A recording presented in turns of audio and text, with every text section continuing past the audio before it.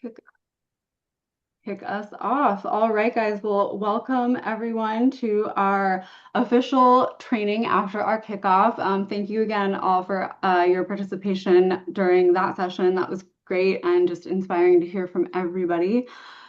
Today we're going to do a brief Snap E&T intro. Most of you got the download at the convening in West Virginia, so we'll just review some of those materials, and then we're going to dive into Snap E&T Services and how it maps to what you all are doing. So we're going to do a deep dive on services today.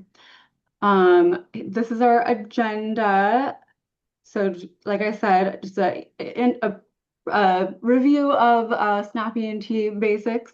We're going to talk about components and what that means and how we categorize all of the wonderful things you're doing for your communities. We have a work session, so we'll get some hands-on time together today. We'll talk about what case management means in the Snap E&T universe, and what supportive services also mean, and a little bit about what that looks like. And then we'll, of course, as always, have our action items and next steps for you.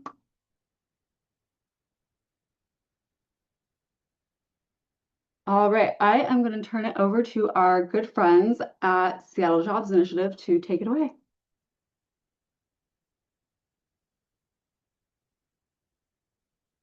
That's me. Sorry. Hello, everybody. It's 11 o'clock in the morning. I need another cup of coffee. I apologize. So, we want to do a quick review over some of the things we talked about in West Virginia, and just a reminder of some of the things we went over in the kickoff. So, a couple of things to keep in mind. Remember that it is a federally funded program. Money is allocated to the state or the county, depending on how the state runs our organization. Some of those states have intermediaries. Virginia is working on an intermediary currently, but I think the other three states that we have don't currently have intermediaries, so you don't have to worry about that. But just so you know, it does happen if you ever expand to other states. And, the other thing to remember is that you're a partner when you're working with your state. So the state's in control, but they also need you because the states are required to support people on SNAP with this program.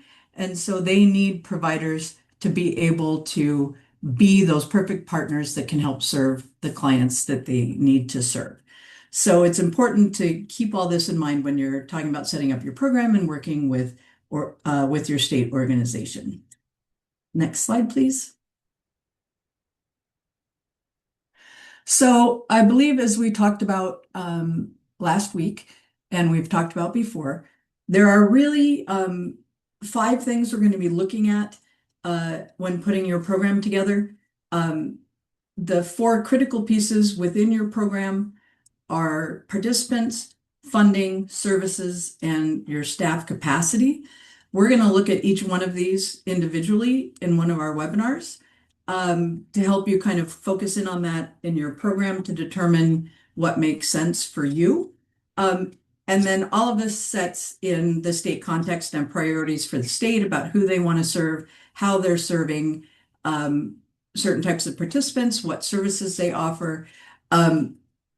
2 days ago, I put together a chart of the 4 states and what components they offer, just to get an idea of how many overlap. There are only 3 components that all 4 of the states offer in common.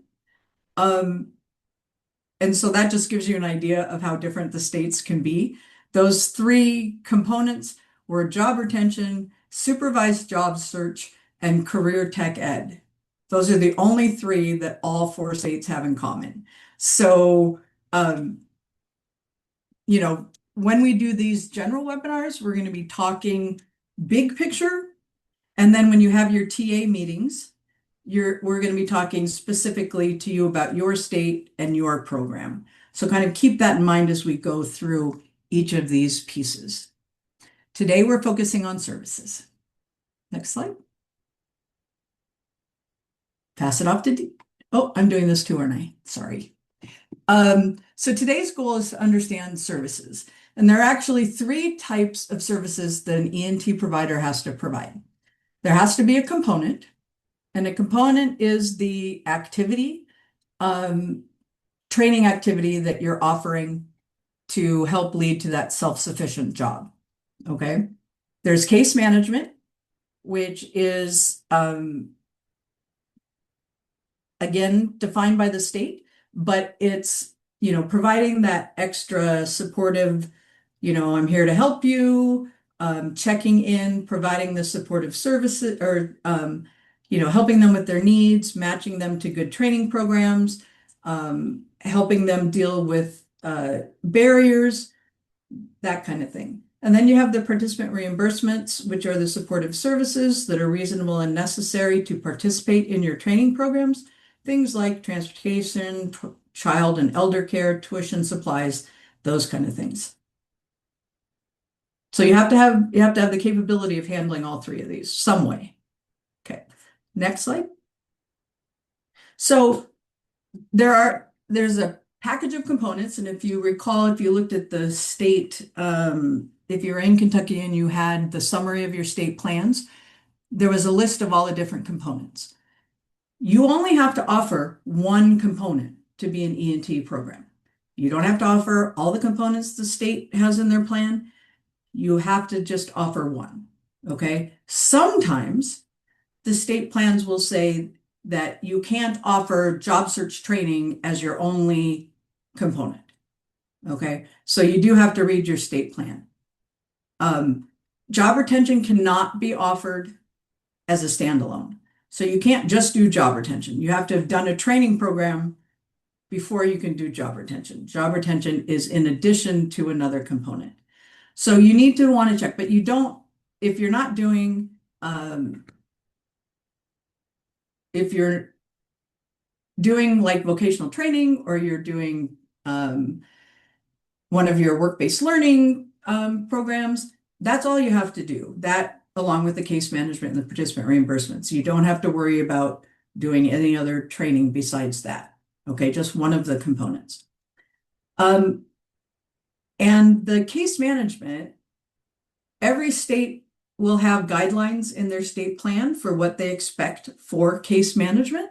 So that's another thing we'll be going over.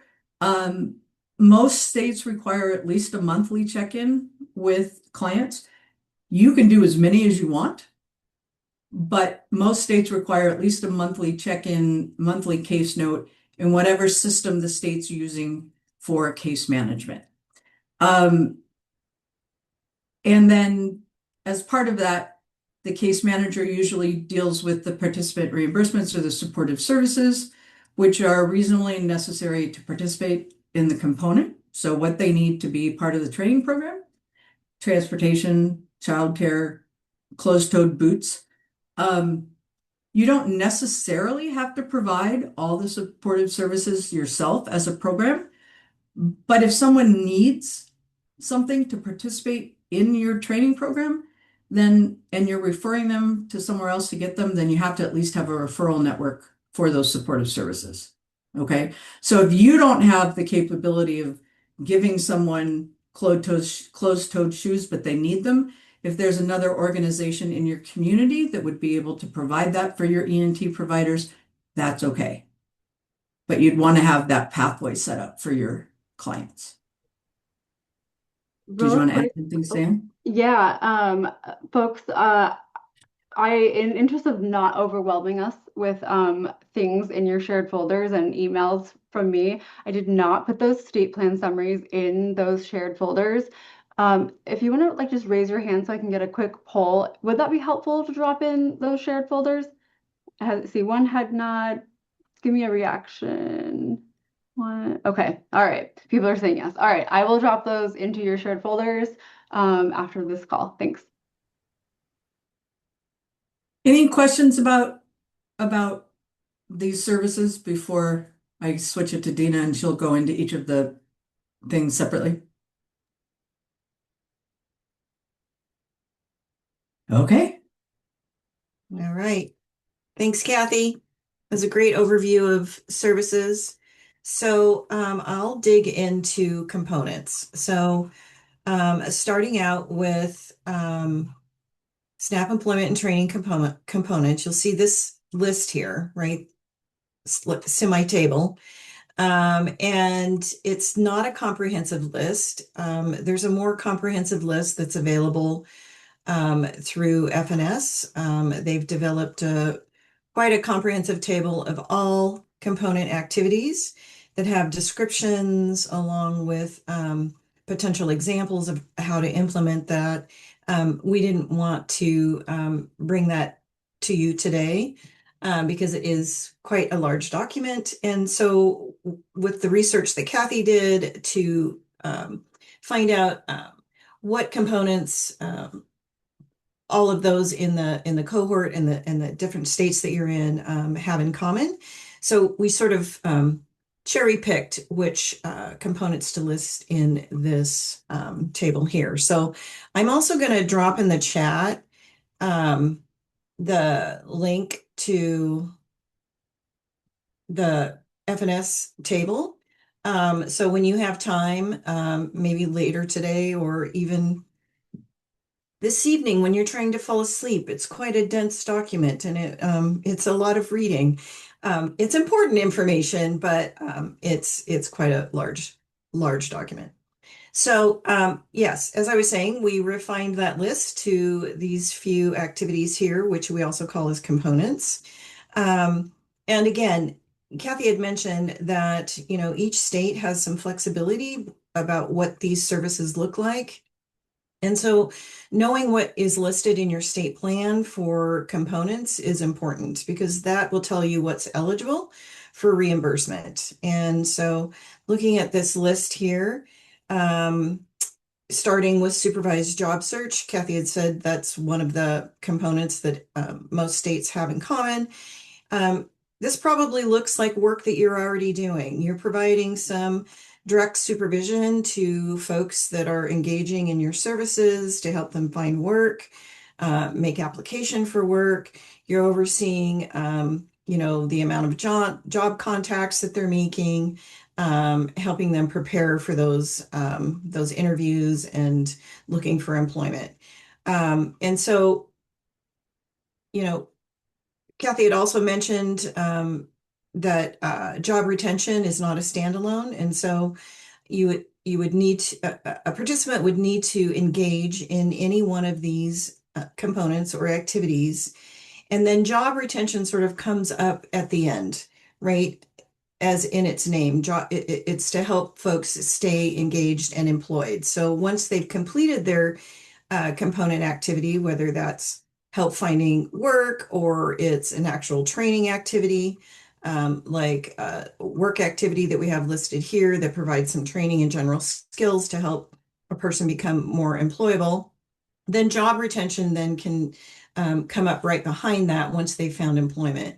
And then providing support services along the way for as little as 30 days up to 90 days through job retention.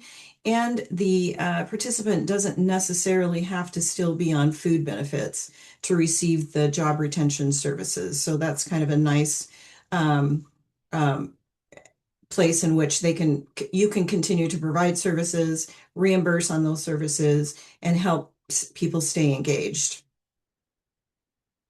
All Yeah, I right. just wanna, It's kind of like, oh, sorry, Sam. yeah, I just wanted to reiterate, like this is kind of a special component because even if someone loses SNAP eligibility because they're over income due to getting a job, the wages that you're paying them, if you enroll them into job retention, you can continue being reimbursed for the E&T services that you're providing to them, even if they lose eligibility for up to 90 days. So that's keep that in mind. It's underutilized, and I like to highlight it in these training sessions. Yeah. And one of the things that you want to think about is oftentimes, you know, people get a job, but they don't get paid for a month. Or I remember when I first had my first job out of college, I was a teacher. And as a teacher, we got paid once a month. So I worked a whole month before I got my first paycheck, right? So I didn't have money to buy gas. I mean, all the things that I needed, that's what job retention is for, to help support those people who got that first job, but maybe they don't have the clothes to wear that they need for their new job. Maybe they don't have childcare, can afford the childcare because they're not getting their first paycheck for 2 weeks or 4 weeks. Or, they need gas money or whatever it is, that the idea is that you want to help them keep that job. So what can you provide supportive service wise to support them in that first couple of months to ensure that they can keep that job? And it's way underutilized. Yeah.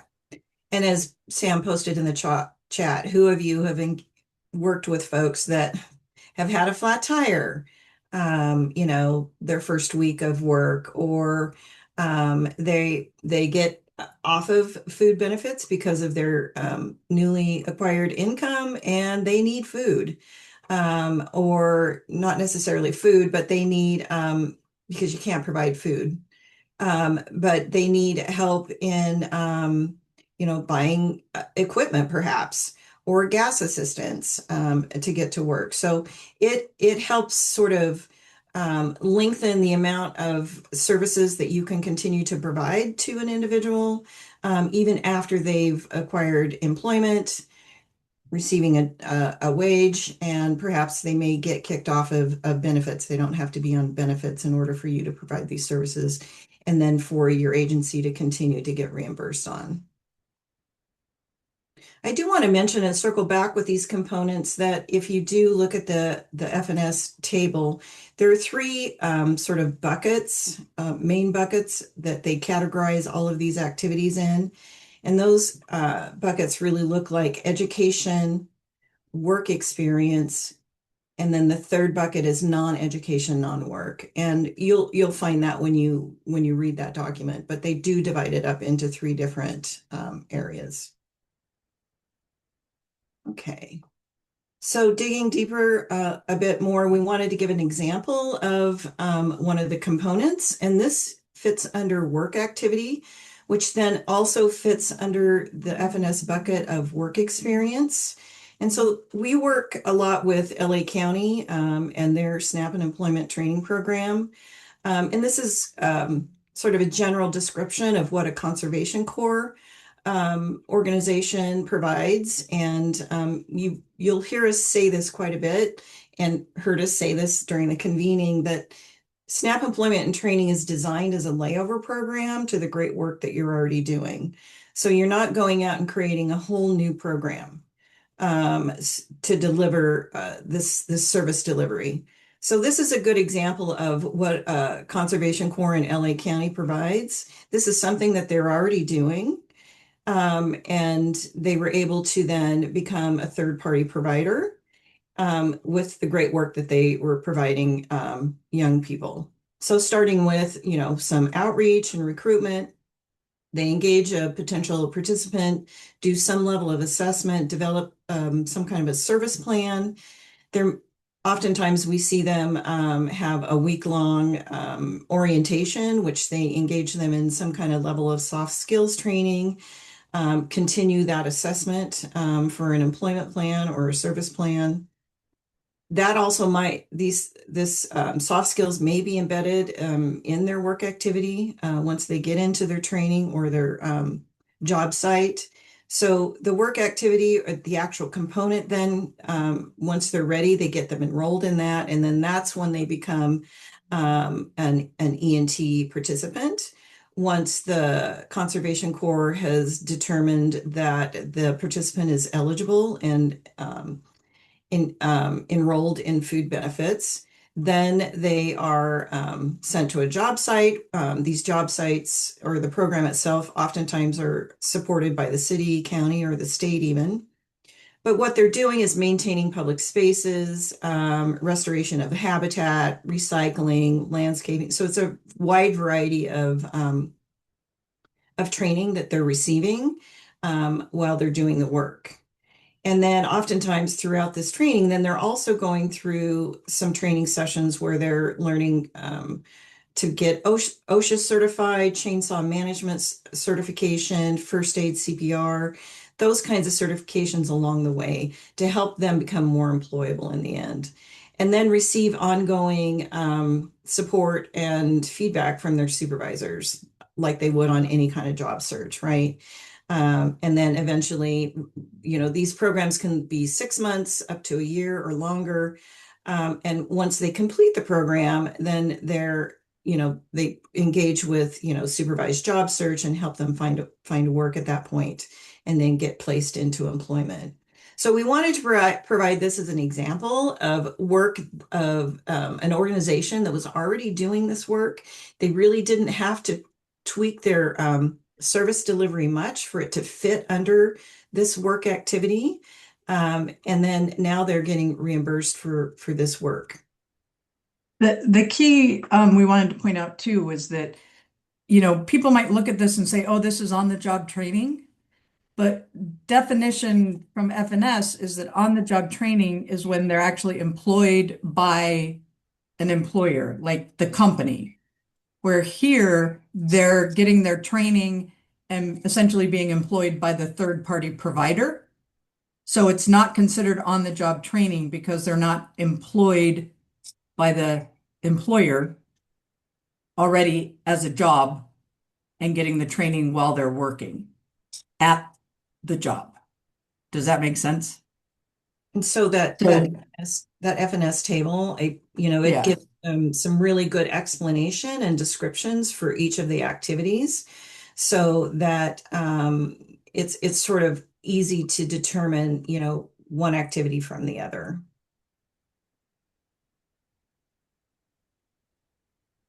Employer of record is key. Thanks, Samantha. Yeah. Any questions from folks? This can be a little tricky, but essentially we want to, if this is an option in your state, we want to make sure that you get paid back for the wages that you're providing to your participants, is the TLDR. That is an expensive line item. I see some smiles. Okay, I'll move on. Okay. So digging in further to services, going to talk about case management and supports. And so when we think about case management, generally speaking, it's ongoing guidance that you're providing. It's the level of support that you're providing to your participants as they navigate through systems, right? And this service delivery model probably looks very similar to the great work that you're already doing and providing to your current participants. So in order to be a third-party provider, Kathy had mentioned earlier that there are 3 areas in which you must provide services, and that's providing at least one component, integrated case management, and supportive services. So case management is key here. Your state will determine what that case management looks like, but generally speaking, it's that sort of formal and informal guidance and support that you're providing to your participants as they engage. For the employment and training program, your participant must be enrolled in food benefits in order to get enrolled in an employment and training program. And they are required to receive case management services. So case management must be integrated through all of the E&T work that you're doing. And it can be flexible and designed to meet the level of need that your participant has, and to get them engaged in activity. But for some examples, it could look like upfront, doing some level of assessment, whether that's a skill assessment or employability assessment, developing and recognizing that there are barriers there, and developing a service plan. It's you can incorporate, this case management as part of your intake, and plan development, and then monitoring progress over time, right? You're trying to sort of paint a picture of the progress that the participant has as they are engaged in their employment and training journey. Some additional sort of level of support could be coordination, referrals to outside external partners to receive additional services that perhaps you might not be able to provide in your agency. But it also is about internal referrals. So if there's another department that's providing some specific support system that you would like your participant to get engaged with, it also covers that as well. And then documenting the participant progress. So case noting and then reporting out on those activities is also a common example of what integrated case management looks like. I guess the other thing I want to say is it doesn't have to be one person that's doing all the case managing. It could be a combination of different people in the program that is touching the participant. So, if that's your model is to have one person that does all of this, that's great, but it doesn't have to be that way. And they don't have to be called case managers. You might call them employment coaches or navigators or something else. It's just the case management has to happen. Yeah, to Kathy's point too, let's say that you refer someone out to an external partner or even an internal partner to provide services, you would still continue to provide that integrated case management as they're receiving those additional supports outside of your agency. Barb, we call them empowerment coaches. I Yeah, love that. that's great. What else do we call them in folks on the call? Any other titles, job titles that kind of fall into this area? Don't be shy. We're gonna do a live assessment, so one of y'all you're gonna get chosen. So heads up. Moving on. Okay. So the third service that a third-party partner needs to provide is support services. Oftentimes you'll hear this referred to as participant reimbursement, which that label is a little confusing. It almost makes it seem that the participant is getting reimbursed, which is not the case. It's the agency or the organization that's providing the employment and training services who is getting reimbursed. So I wanted to make that point. But with supportive services, they have to be reasonable and necessary to help that participant engage and stay engaged in their employment and training activities. And here are some examples of some support services. You'll see on the right-hand side there, transportation. We talked about maybe gas cards or even, bus passes, perhaps, books or supplies or tuition. We talked about clothing or uniforms like boots or closed-toed shoes, maybe some safety equipment. It could also help in digital support, things like helping pay for internet costs or a hotspot.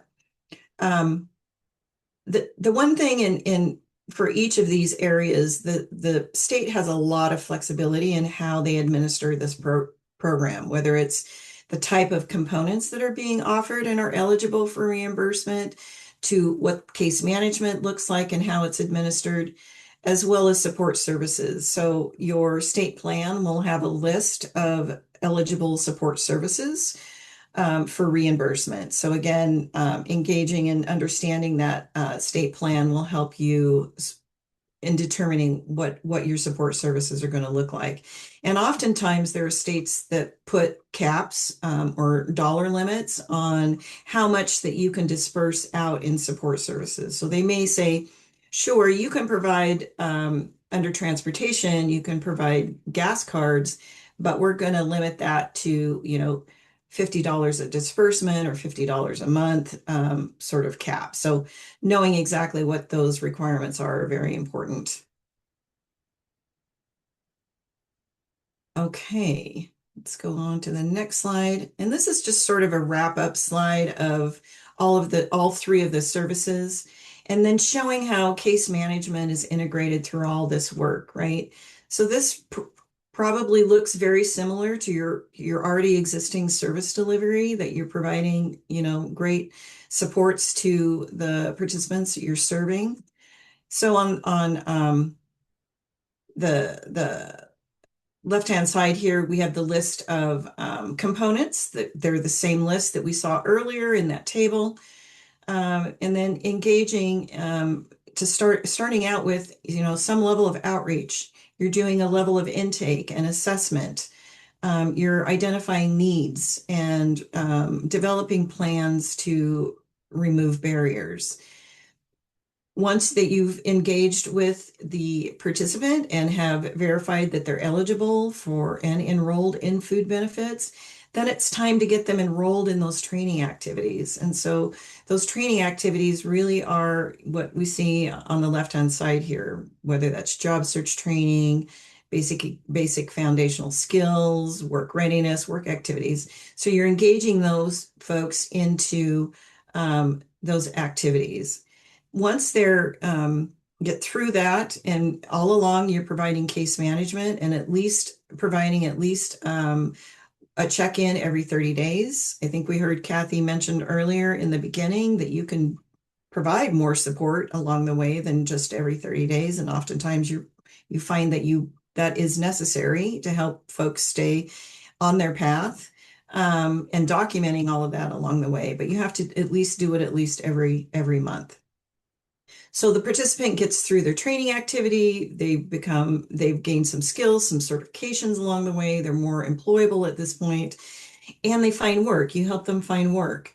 They get placed into work, and then that's where on the back end job retention comes in. And that's why it's not a standalone on its own as a component, because you really have to go through this series of engagement. And then job retention comes in the end to help support keeping that person employed for as little as 90 days up to 30 days up to 90 days. You can continue to provide some level of case management and supportive services to help keep them employed and along their way in their employment journey. So now I'm going to turn it over to Kathy, and we're going to talk about mapping activity. So we have a tool that we're going to introduce here, and as Samantha said, we're going to ask for a volunteer. Do you want to pull the tool up, Sam, or do you want me to share it? I can't hear you because you're muted. Sorry. I just dropped it in the chat. I can pull it up for us. Give me 1 second. Okay. So the idea behind this at the beginning is to take a look at your existing programs and figure out what they map to as far as E&T is considered. So this tool is available. Well, we gave you a link so you can pull it up while we're going through this process. But you're going to be thinking about your program, looking at the definitions of the components, thinking about what you're already doing, and kind of filling out the chart. Can you scroll down? So here's an example of a program who went through and said, okay, so supervised job search, what do we do that would fit under supervised job search? So this particular program does job search workshops weekly. They do individual job search assistant with an employment specialist. And then under the corresponding program, then under notes and adjustments, they need to have the curriculum posted or available for their job search workshops. And then what are some of these other things that they do? That's usually required by the state, that they need to know what's happening for each of these components. You may not know anything under supervised job search, so when you're mapping, you might leave that blank. So it's really going through what components you offer and seeing what fits, so that when you're trying to decide if E&T is the right fit for you, you can determine if the programs you're doing are already meeting the requirements of E&T. Does that make sense? Okay. And then scroll. There's also, whoop, no, a little down. Yeah. There's also a space for case management to talk about what you're already doing for case management and also what participant reimbursements you're already providing in your program.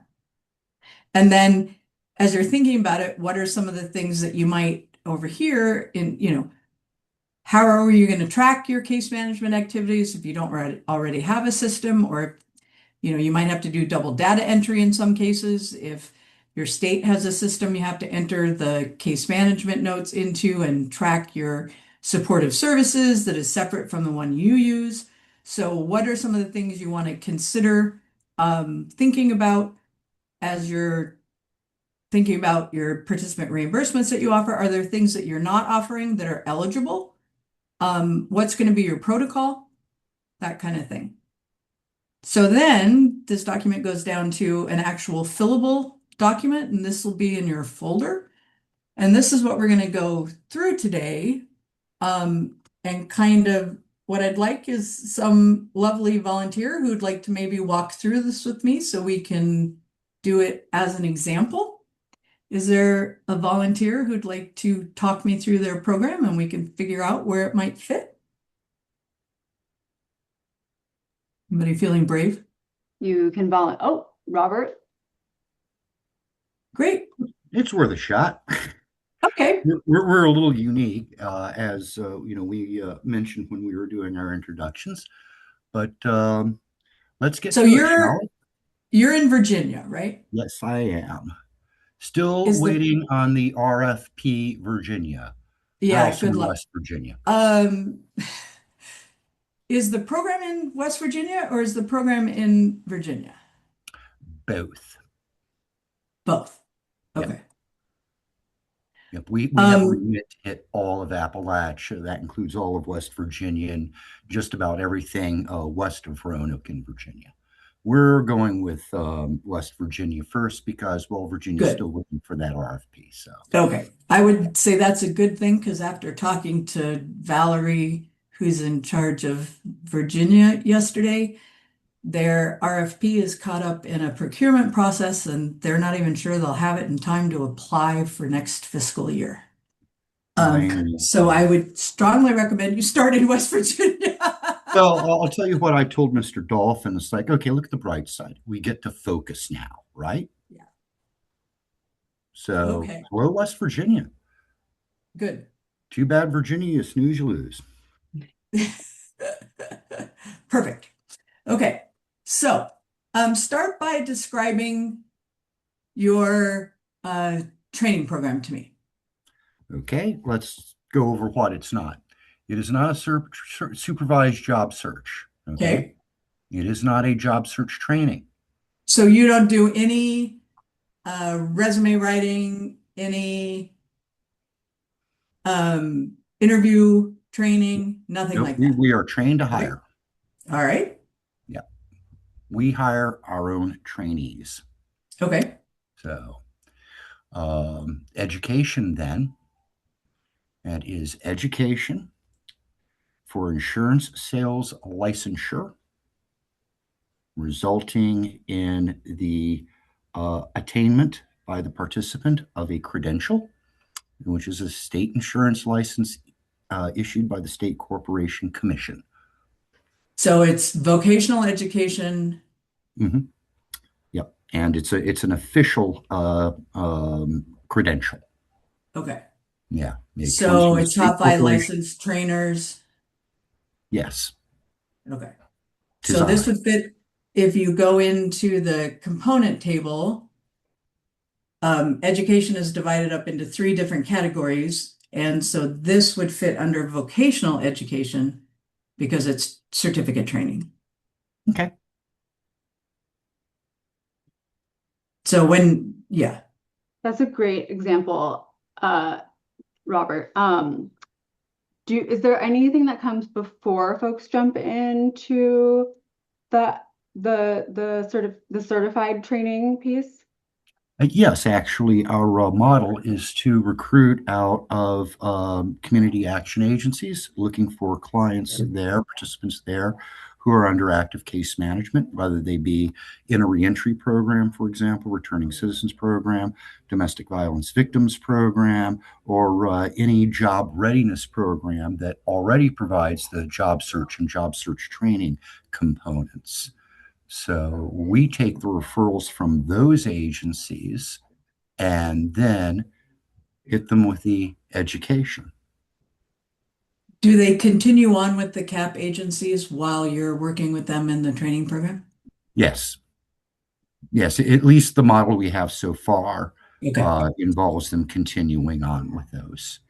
So Oh, oops. that's good because the clients can be dual enrolled in two different E&T programs if those CAP agencies are E&T providers as well. Are And they? they are not so far. Okay. We have started with Total Action for Progress, and all of their programs are federally funded. So it's Okay. a no-go. You don't have to worry about it. Yeah, it's a Okay. no-go. All right. So along with after they get their certification, is there any work experience or what's the next step? Yes, after they finish the education, they will be hired by 12 Live, by the agency, Uh-huh. and they will receive additional sales training. Okay. At this point, they'll be W-2 employees that have a commission kicker there. They will receive additional training in specialty insurance products, Uh-huh. and if they wish, life and health and annuities insurance licensure. Everyone starts with the basic property and casualty. That's where we all start. Um, we have the registered apprenticeship program that we talked about last week that they are free to enter into, which might leverage additional funds into their So as well. so this would be on the job training. Yes, yes. The educational training, we haven't hired them yet, but we would like to provide them with a training stipend so that they can devote full time to it. Once they're hired, we are going on to on the job training. They are our employees, and we are providing them with additional training to make them more effective agents as they go down Okay. the road. So under the work experience component, this would fit under OJT or on the job training. Yeah, The thank you. apprenticeship would be a separate component under work experience. Okay. So, which West Virginia, both of those things are in West Virginia's component list. Good. So you would need, when you're putting together your plan or thinking about your plan, you would probably think about including both OJT and apprenticeship as components that you would potentially have in your program, Yeah. along with vocational ed. Yeah, we imagine that some candidates will be happy just specializing in PNC and they may not want to do the full internship. Others will go full hog and say, or internship, listen to me, Sure. apprenticeship. And others will want to go full hog and do that apprenticeship and get that state certificate that the apprenticeship affords. We'll Okay. leave it up to the candidate themselves. Okay. Great. All right. Describe what's going to, oh, go ahead, I Samantha. was just gonna Sorry. say, is this making sense to folks? Kind of, I'm abbreviating words so that you don't see my terrible spelling mistakes. Um, is this making sense for folks? Give me some like thumbs up or reactions. Yeah, be brutally honest. Yeah, I've been getting used to explaining this. in this snappy and T terminology, right? Yeah. Yeah. I'm gonna assume that this is landing well for folks on the call. Okay. Again, the idea here is that you're going to, think about all the different programs you have. Robert has one program, one training program that he's working from. You might have four different workforce development programs within your organization. And you would want to map all of them out to determine which one's going to make the most sense for E&T. Maybe all of them do. Okay, so think about all of your workforce development programs, their what training, what things you provide, and map them out in this tool. You're right. I And mean, in a sense, we at 12 Live have it easy because we're doing this one thing and one thing very that's well. right. And you're having other, you're connecting your clients to other programs or they're coming from other programs. Yes, Now, yes. here's the trick, Robert. Okay. You still have to provide case management while they're I'm in aware of their that. education Yeah, component and while they're in their work experience components. that is correct. We So, um, are prepared to, and this was part of the the apprenticeship. mhm, We do a lot of interns here at TAB, so just yeah. apologize for that. As part of the apprenticeship program, programmed baked in peer mentoring is a key component. And we also pair off cadres of the new people who've just finished the training and just gotten their licenses with more experienced agents who are there to help them navigate the world of insurance sales, time management, um, the finer points of style when it comes to selling. Um, After a while, you can work on points of style. Remember that Pink Floyd song? Uh, and we would consider that to be case management. In the end, if a client has a specific problem that we know, we can refer them to a community action agency to help solve, or refer them back to the agency from which they came. Um, or if they're still under active case management with a community action agency, which we imagine many of them will continue to be, we can help coordinate the information and need as it arises with the relevant professional case managers. Okay. Did I do Um, that okay? yeah, you're going to want to be able to really make that clear in your mind, like peer mentorship and even the instructor mentorship. You are going to have to document monthly case management for the components that you're serving those clients with. Yes, indeed. And we also Okay. imagine that as we work with clients who are under active case management with community action agencies, they're going to want us to share information with them as to their ongoing progress so that they can keep those in their case notes. Right. We at TAP have a Yep. program called Empower. Everything about case management gets uploaded to Empower. Dude's late because he has a flat tire, goes into Empower. Yep. It's just so yeah. I've been around that block, and Great. 12 Live can count on me to keep that covered. Yeah, great. And um, one of the reasons that this tool is so important is because when you fill out an RFP, these are all the things that you have to be able to describe in your RFP, what components you're offering, what happens, what's actually happening to meet the component requirements. So you're going to be asked to describe your case management process. You're going to be asked to describe how you're providing participant reimbursements. So this is kind of a setup to what you're going to need to put in your application process. That's why I'm loving it. Yep. Okay, so what about participant reimbursements? Participant reimbursements. Supportive services, are you going to be providing those or are you going to refer them back to their referring agency? So if they need money to get to the train, to buy gas for their car to get to the training or to get to their job when they're doing on-the-job training, are you going to uh, be providing? we would be prepared to provide that in the event that a case management agency is, for whatever reason, unable to provide it, because oftentimes that money burns fast. at a community action agency. Sure. It burns real fast. And when they're out, they're out. We will take it insofar as we know we're qualified for it, but we can provide it in the event the wells run dry. So Okay. that does happen a lot with community action It agencies and does. other services providers. Absolutely.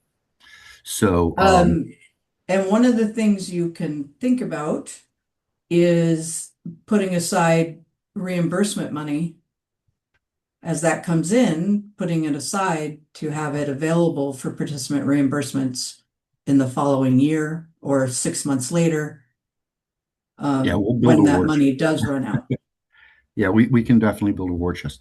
The one thing that is going to be the single thing we're going to want most of the reimbursement on, particularly considering that most of the community action partners we're going to have are federally funded.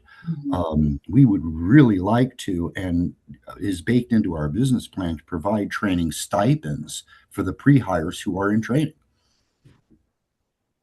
All right. Yeah, and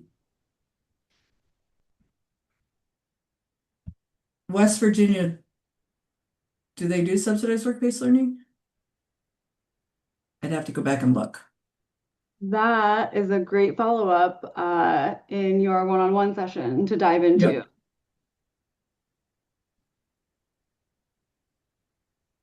Well, it would be very important for us to improve retention and Yeah. allow them to devote 100%. Well, you can provide the stipends, Oh yeah, whether or not you get reimbursed. we would There's provide the nothing stipends. against Yeah, providing the yeah. stipends. We would provide the stipends, but as the service provider, we would like to be eligible for the 50% reimbursement for having provided. And that's whether or not the state is currently offering subsidized work-based learning. Gotcha. Okay. I will Do just we- call out that Mhm. the component where a provider is able to get reimbursed on those wages is like the newest thing to the E&T space, and so not all states have taken that on because it's pretty complicated on the kind of the administration side. So that's why we're like, let's make sure we know if they're offering that piece. FYI. Okay. I also wanted to flag Scott's question. General question for the recipient: does participating in E&T count as meeting the new work requirements? So we're going to dive into that in a future session, but the quick response is yes, it can. Kathy did answer that, but I wanted to call that out as a good flag for one of our future sessions here. Great question, Scott. Yeah, E&T programs are a waiver for the work requirement. Yeah. One of the potential waivers, and it depends on the state and how they're tracking and all sorts of fun stuff like that. Yeah, and hours of participation, et cetera. Right. But yes, great question. Okay, so if you scroll down one more page, Sam, we have an appendix that gives you definitions of some of these components. You also will have that component chart. You can also go into your state plan to read specifically how each state defines their components. Does everybody know how to find their state plan? I'm also going to drop the state plan summaries into each folder. Yeah. Right. Yeah, but the summaries don't have the definitions of the state, of the components for the state, I don't think. Did we put those in there? I can't remember. They do link to the state. To the state plan. Yeah. All of the state plans are posted on an FNS website. The easiest thing to do, at least, thank you. West Virginia only allows unsubsidized wages. That doesn't mean they won't change if we talk to them, but right now, thank you, Dina. Anyway, if you go to this website, it pulls up a map of a map of the United States, and you could click on your state to get to the state plan. The easiest thing to do is to download the state plan to searching it in the online presence is difficult. So if you want to know about a component, you can download it and then just do a search for the component you're looking for, and it should pop up for you. Okay. So we kind of did this and skipped through the directions. I did them verbally, but you'll have this PowerPoint. So we've only got a few minutes left. There were some questions to think about as we were going through this process with Robert and 12 Live staffing. You know, are you already thinking about what parts of your current program are E&T ready?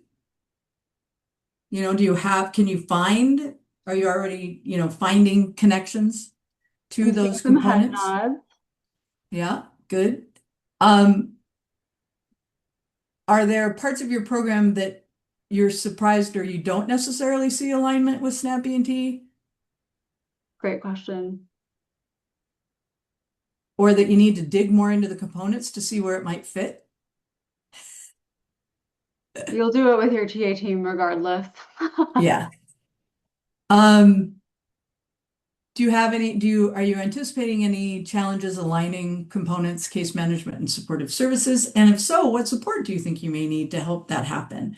That's what we're here for.